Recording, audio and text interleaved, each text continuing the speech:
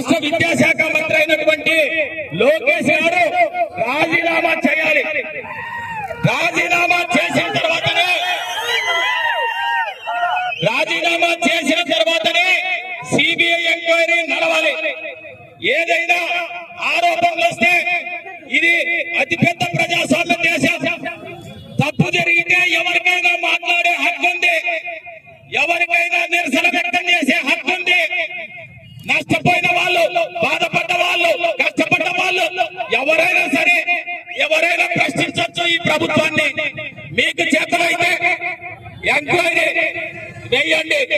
మీరు ఒక పక్క మీ కూటమి ప్రభుత్వంలోనే కేంద్ర ప్రభుత్వంలో నీటు పరీక్షలపై అక్రమాలు జరిగాయంటే, లీకులు జరిగాయంటే దానికి బాధ్యత వహిస్తూ